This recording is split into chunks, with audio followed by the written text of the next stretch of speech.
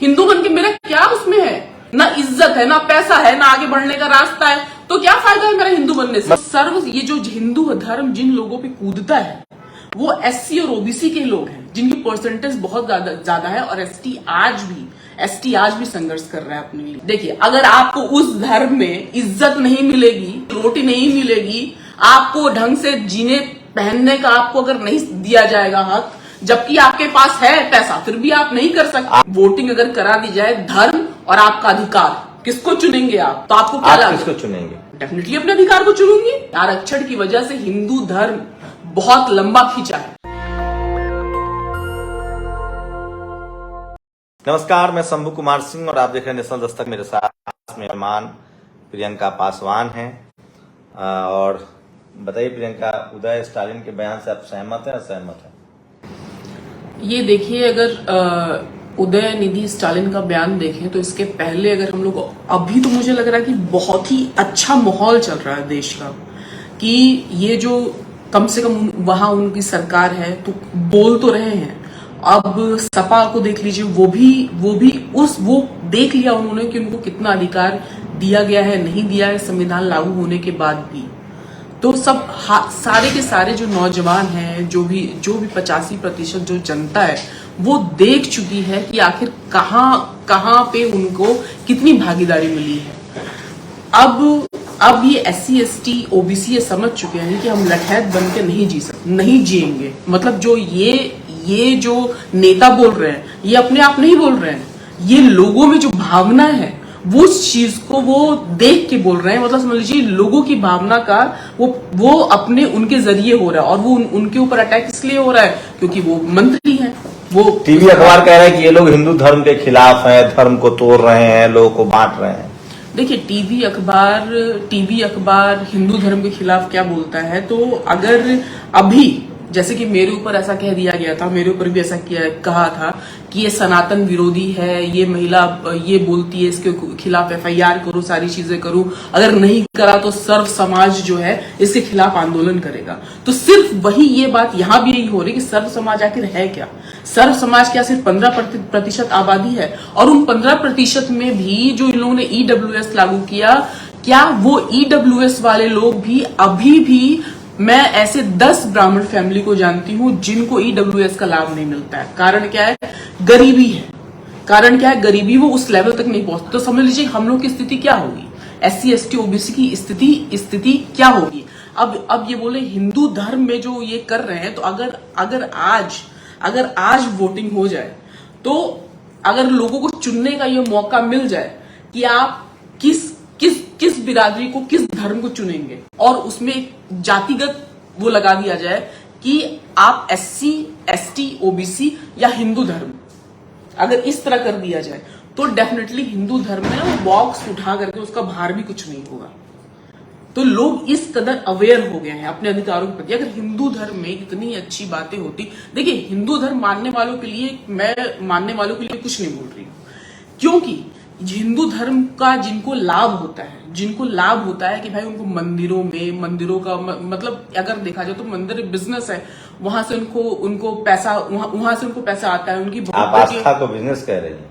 देखिए, आस्था को बिजनेस, आप अगर एक बताइए, अगर वहां पे पैसा नहीं चढ़ेगा तो कौन चलाएगा? पैसा चढ़ाने के लिए कहता है आपको? तो कौन तो जाता वहां पे कौन है? तो आस्था से देते हैं ना लोग पैसा। नहीं, तो आस्था से देते हैं पैसा। और सबसे बड़ी बात है कि अगर देखिए, अभी आपने बोला कि हिंदू धर्म में, अगर आप हिंदू धर्म के लिए आप ऐसा बोले टीवी अखबार हिंदू धर्म खत्म करने के लिए, मतलब आप टीवी अखबार कह रहे हैं हिंदू धर्म खतरे में, तो ये जो हिंदू धर्म जिन लोगों पे कूदता है वो एससी और ओबीसी के लोग हैं, जिनकी परसेंटेज बहुत ज्यादा है, और एसटी आज भी संघर्ष कर रहा है अपने लिए।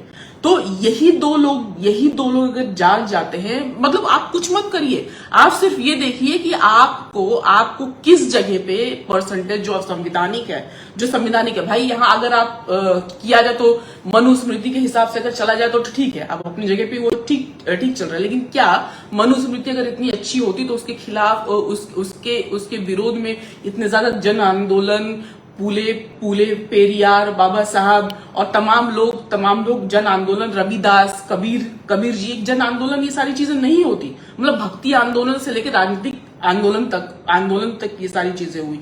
तो इसमें बिल्कुल ही ये है कि मानवता, ये तो सबसे बड़ी बात है। गरीब और वंचितों और महिलाओं के लिए इस धर्म में कुछ भी नहीं है। जो भी मिला संविधान से मिला है।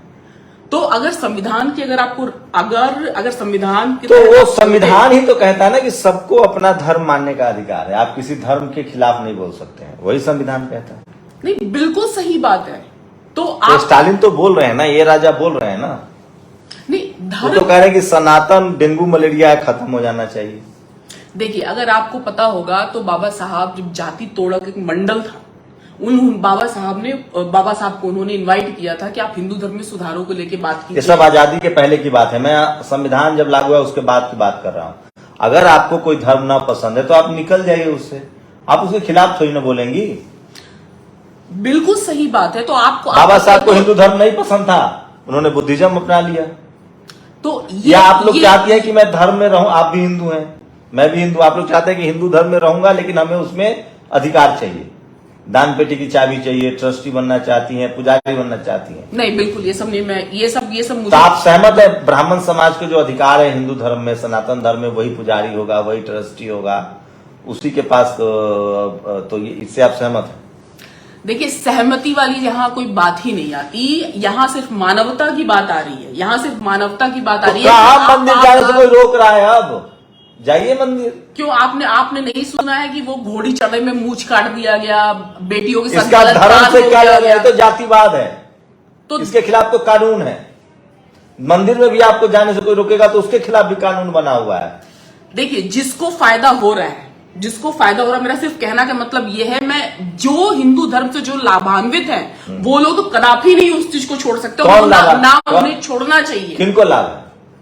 अब भाई किसको लाभ है? आप कितने सालों तक जिनके पास पूंजी है, और आजादी के बाद में जितने भी धनवान लोग थे, जितने भी सारे धनवान लोग थे, अपर कम्युनिटी के जो सारे लोग थे, जनरल कैटेगरी के जो सारे लोग थे, जितने भी धनवान लोग थे, उन लोगों की पूंजी और बढ़ी है। तो आजाद कौन हुआ है? नुकसान किसको है? नुकसान जो यहाँ की गरीब जनता है, SC ST OBC को ही है। और SC ST OBC अब लगभग ये सारी चीजें जान चुका है कि उसको किस जगह पे उसको लाभ है। और इन सब चीजों का तो मुहिम मीडिया तो नहीं दिखाता। प्रियंका जी, धर्म लाभ हानि से ऊपर की चीज है। देखिए, अगर आपको उस धर्म में इज्जत नहीं मिलेगी, रोटी नहीं मिलेगी, आपको ढंग से जीने पहनने का आपको अगर नहीं दिया जाएगा हक, जबकि आपके पास है पैसा, फिर भी आप नहीं कर सकते। आप मोहन भागवत का नाम सुनिए कि नहीं, जानते हैं कि नहीं? देखिए, मोहन भागवत, उन्होंने आपको कहा है कि हम सब भाई हैं, सारे हिंदू भाई हैं, सब बराबर है, जातिवाद खत्म।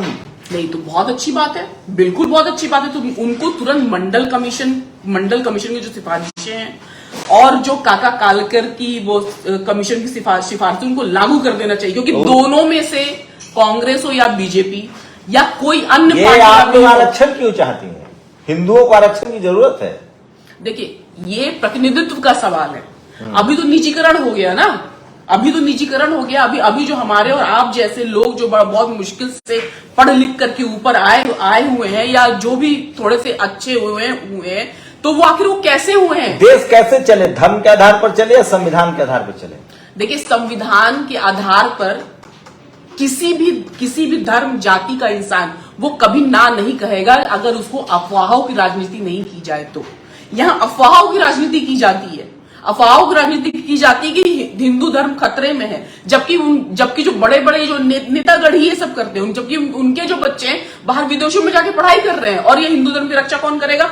हम लोग करेंगे। द हिंदू में ये निकला हुआ था कि अगर युवाओं अगर बेरोजगार होंगे, उनके पास पढ़ने का संसाधन नहीं होगा, तो ये बहुत ज्यादा पॉसिबिलिटीज बढ़ जाती हैं कि वो धर्म के लिए फिर वो करेंगे। क्योंकि वहां जाकर के उनको 500 रुपए और या कुछ खाने पीने का कुछ ऐसा सामान मिल जाता है जिसमें ठीक है।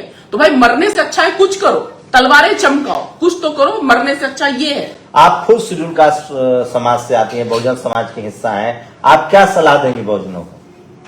देखिए, बहुजनों को अगर आप देखें तो बहुजनों का यही है कि आजादी जब हमें मिली तो उस वक्त भी बहुत बड़ा तबका भूमिहीन था, और जब बाबा साहब अम्बेडकर जब आजादी के बाद में पहले प्रधानमंत्री के पास में वो गए, उन्होंने बोला कि इतने भूमिहीन हैं, इनको भूमि दी जाए। और जब एससी एसटी के नेता भी वहां गए कि ये भूमिहीनों को भूमि दी जाए, तो उनको सबको भगा दिया गया। नहीं सुना जाएगा आपकी बात जब तक आप सही जगह पे सही मंच पे नहीं है। तो मेरा सिर्फ ये मतलब है कि हिंदू धर्म को मानने वाले मानते रहें, लेकिन उस जगह पे एससी एसटी ओबीसी वो भी मानते रहे। गीता भी पढ़े, कुरान भी पढ़े, सारी चीजें पढ़े, लेकिन संविधान पढ़े, अपने अधिकारों के लिए जरूर उस चीज एक बड़ी विडंबना इस देश में कि धर्म कोई भी हो, एससी एसटी ओबीसी जो शोषित वंचित समाज के लोग हैं। मैं जब एससी एसटी ओबीसी कहता हूं, जो संवैधानिक नाम है इस देश के नागरिकों का, वो सिख भी हो सकता है, ईसाई भी हो सकता है। सिख धर्म में भी ओबीसी एससी हैं, ईसाई में भी एसटी हैं, मुसलमान में भी ओबीसी एसटी हैं, हिंदू में भी एससी एसटी ओबीसी हैं, बुद्धिस्टों में भी है। तो हर धर्म आपका कोई भी हो, आपका जो संवैधानिक अधिकार है वो एससी एसटी ओबीसी के रूप में दर्ज है। और इसको लेकर एससी एसटी ओबीसी के लोग अब बहुत सचेत हो गए हैं और वो धर्म के नाम पर अपने अधिकार छोड़ने के लिए तैयार नहीं है। नहीं, अगर मैं बोल रही हूँ, अगर आज बोल दिया जाए, वोटिंग अगर करा दी जाए धर्म और आपका अधिकार, किसको चुनेंगे आप? तो आपको क्या लगता है? किसको चुनेंगे? डेफिनेटली अपने अधिकार को चुनूंगी, अपने अधिकार को ही चुनूंगी ना। जब अधिकार बचेगा तभी धर्म बचेगा। देखिए आरक्षण की वजह से हिंदू धर्म बहुत लंबा खींचा है। क्योंकि उनको ये बड़ी बात कह रही हैं, ये बड़ी बात कह रही हैं। ये उनको फैसिलिटीज दी गई कि हाँ, आप अपना इकोनॉमिक रूप से आप ग्रोथ कर सकते हैं, लेकिन आरक्षण नहीं तो हिंदू बन के क्या करेंगे हम? हिंदू बन के मेरा क्या उसमें है? ना इज्जत है, ना पैसा है, ना आगे बढ़ने का रास्ता है, तो क्या फायदा है मेरा हिंदू बनने से? मतलब धर्म का सारा फायदा वही लोग उठा रहे हैं जो जाति के नाम पर ऊपर बैठे हुए हैं। वो अब से नहीं, बहुत पहले से, और आजादी के बाद में और भी ज्यादा वो फायदा उठा रहे हैं। आजादी के बाद में और भी ज्यादा फायदा उठा रहे हैं। अभी जब अंग्रेजों का टाइम था तो बुद्ध का कॉइन मिलता था, अंग्रेजों ने निकाला था।